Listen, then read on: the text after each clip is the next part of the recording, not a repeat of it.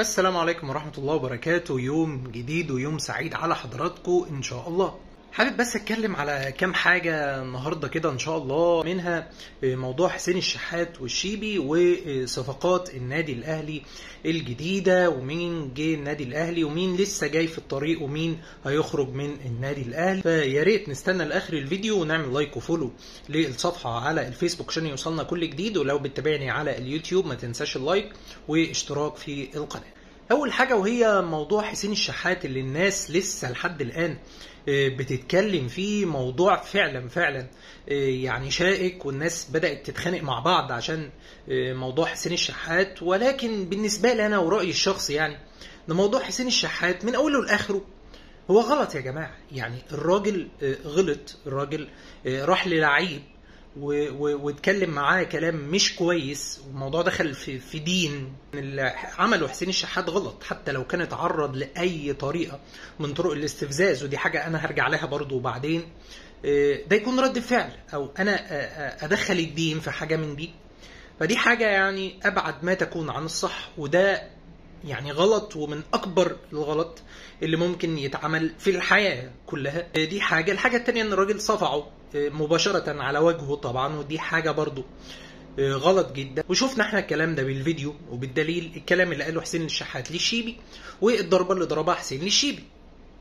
طيب لو احنا جينا على الجانب التاني، يعني احنا خلاص أدلنا اللي حصل ده وقلنا والله العظيم 3 انه غلط، تمام، عشان بس ما حدش يتكلم او يقول لك انت ما قلتش ان ده غلط او بتدافع او حاجه. لا، هو غلط، تمام.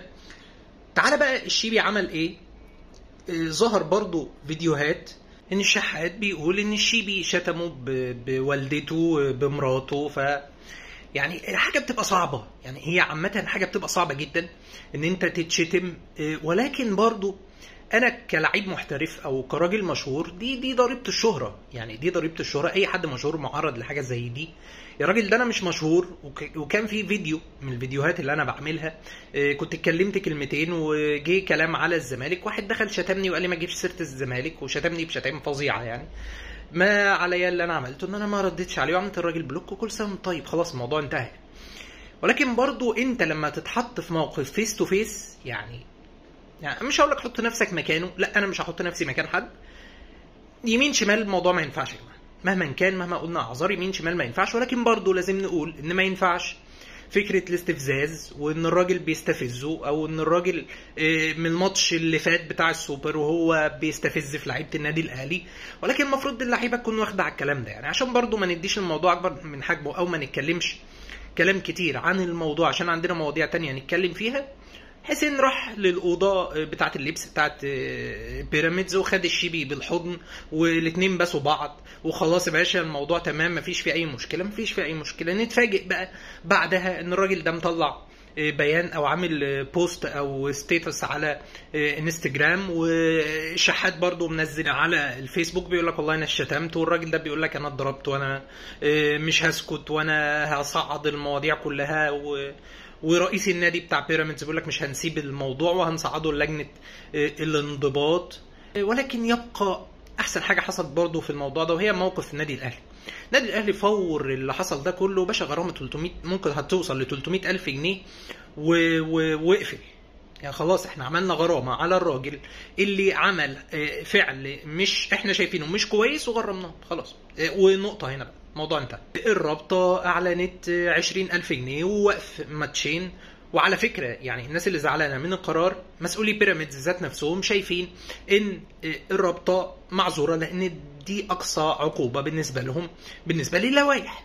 فما يجيش واحد يقول لك هو خد ماتشين بس و20,000 جنيه، طب ما شيكابالا خد وقف 8 ماتشات، طب ما باهر المحمدي ضرب يا جماعه لما نيجي نقول على حاجه غلط ما نجيبش الحاجات تانية وشمعنا وما شمعناش. في لوائح احنا بنرجع لها، واللوائح دي المفروض اصلا تتغير كلها من اولها لاخرها، لان هي مش تمام. يعني عشان برضو نكون منصفين وواقعيين، اللوائح دي مش تمام. فما تقوليش اصل باهر ضرب، اصل شيكابالا ضرب سيد معوض بالقلم. يا جماعه كل ده غلط والله. انا معاك، شيكابالا غلطان، وشيكابالا غلطان لما اتكلم مع الجمهور، وكهربا غلطان لما اتكلم مع الجمهور، وباهر غلطان لما ضرب محمد هاني، وشيكابالا غلطان لما ضرب سيد معوض.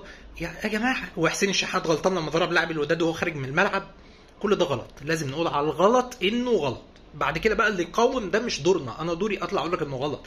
اللي يقاوم المفروض يبقى فيه لوائح وقوانين بتقنن الثواب بتاع كل حاجه والعقاب بتاعها، يعني انت لو عملت كذا يتعمل فيك كذا، عشان ما الكلام ده ما يتكررش تاني وما يتعملش تاني، ولكن ده للاسف مش موجود. الخلاصه بقى واخر حاجه حصلت في الموضوع ده عشان برضو ما نطولش فيه، ان حسين الشحات خد وقف ماتشين و20,000 جنيه و300,000 جنيه غرامه من النادي الاهلي، ومسؤولي بيراميدز والشيبي، يعني الشيبي كمان كان طالع يعمل عمره، المفروض ان هو رجع من العمره عشان يسلك مسالك قانونيه في الموضوع ده، ووارد ان هو يدخل السفاره المغربيه في الموضوع ده، ولسه لحد الان الدنيا ما نعرفش فيها ايه، لكن الناس مش هتسكت وهيكملوا وهيصعدوا الموضوع يعني، ولكن خلاص الموضوع في النادي الاهلي اتقفل. حسين الشحات نزل اعتذار بيقول انه خلاص يعني لحظه تملك منه الشيطان فيها، ولكن يعني حاجات حصلت هو ما قدرش انه يتحملها، وطلع منه رد فعل بين قوسين خاطئ، يعني الراجل بيدين نفسه من الاخر وبيعتذر للشعب المغربي وبيعتذر للنادي الاهلي وبيعتذر للشيبي وبيعتذر لكل الناس يعني. فانا شايف ان هو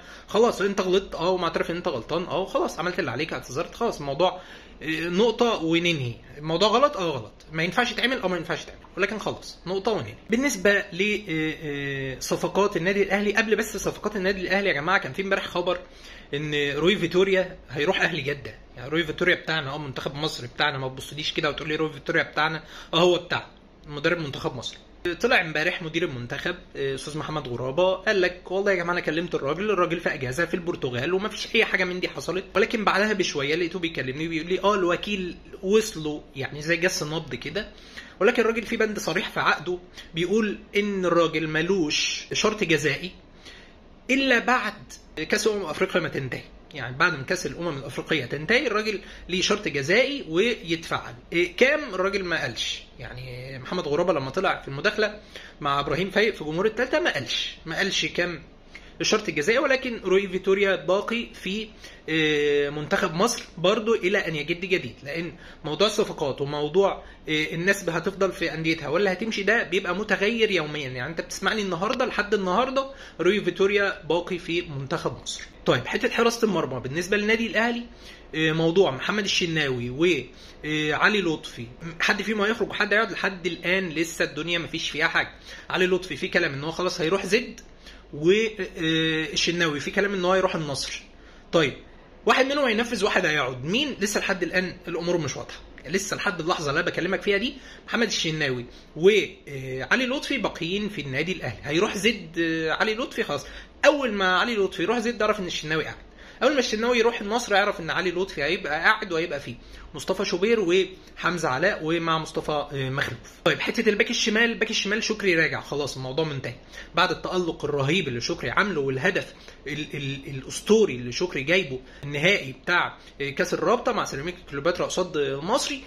لا كولر قال لك يا باشا خلاص انا من قبلها قايل لكم الراجل لا يرجع، لا يرجع ونص وثلاث ارباع، بس برضه مش هيرجع رقم واحد. في كلام بقى اتقال في الوقت الاخراني اللي احنا فيه دلوقتي ان علي معلول رايح الدوري السعودي او الدوري القطري ايهما اقرب يعني.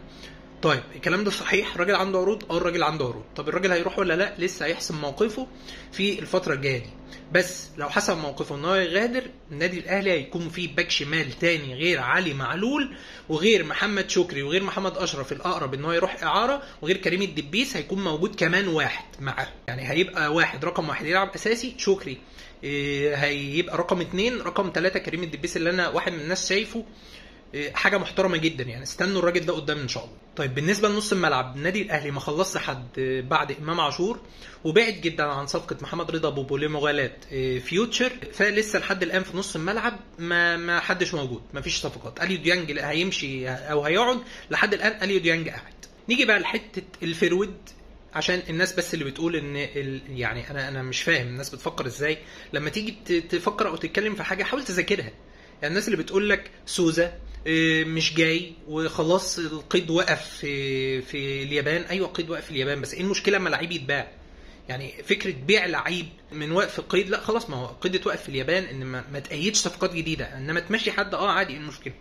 لكن لحد الان النادي الاهلي مخلص كل حاجه مع سوزا، ولكن لسه في تفاصيل مع النادي الياباني. النادي الياباني كان محتاج ان هو يجيب فيرود، ولحد الان هو جاب فيرود ولكن لعيب صغير مش لعيب كبير، ولعيب ياباني مش لعيب محترف، فلسه الناس بتتكلم ان طب هنمشي سوزا ولا مش هنمشيه، فلسه المفاوضات متوقفه، بس ان شاء الله يبقى فيها جديد يعني ان شاء الله الايام الجايه. ولكن النادي الاهلي مخلص كل حاجه مع اللعيب. نيجي بقى للصفقه اللي النادي الاهلي يعني خلصها، وهو مش النادي الاهلي يعني قوي، هو النادي الاهلي فوض، يعني مش فكره مش النادي الاهلي قوي، لا مش امير توفيق اللي راح خلص، هو كريم البلق. واحد يقول لي مين كريم البلق ده؟ اقول لك ده وكيل لاعبين في المغرب، كان وكيل بدر بنون، هو اللي جاب بدر بنون للنادي الاهلي، وكان وكيل بن شرقي. فدلوقتي خلص للنادي الاهلي صفقه رضا سليم. رضا سليم هو جوهره نادي الجيش الملكي، الراجل اللي جاب للدوري للجيش الملكي بعد 15 سنه الدوري ما جاش للجيش الملكي. الراجل يعتبر رقم واحد في تنفيذ ضربات الجزاء، رقم واحد في تنفيذ الضربات الركنيه، رقم واحد في تنفيذ الضربات الحره المباشره. راجل حاجه بسم الله ما شاء الله، جوهره المغرب. راجل سنه صغير، مواليد 99 يعني حوالي عنده 22 سنه. راجل تاني اعلى قيمه سوقيه في الدوري المغربي بعد يحيى عطيه الله. يعني حاجه بسم الله ما شاء الله. راجل مثلا لعب 115 مباراه، جايب 32 هدف وصانع 26.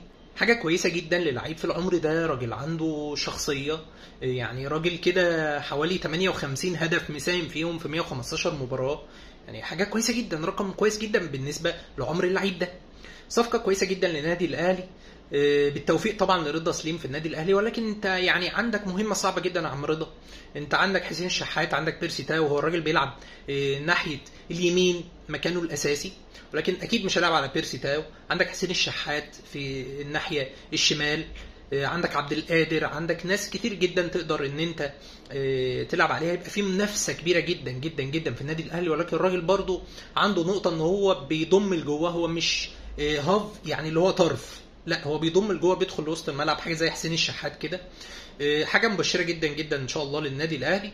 بالتوفيق للنادي الاهلي طبعا في اللي جاي. وبنتمنى بنتمنى بنتمنى بجد ان النادي الاهلي خلاص يخلص في فيرود، لان النادي الاهلي محتاج فيرود في يعني على وجه السرعه، محتاج فيرود على وجه السرعه باي طريقه، ان النادي الاهلي يخلص في فيرود. وبكده تكون يعني معلوماتنا خلصت عن النادي الاهلي وعن الصفقات وعن روي فيتوريا وموضوع حسين الشحات. يعني حاولنا ان احنا نتكلم فيه ونلمه بكل ما فيه يعني.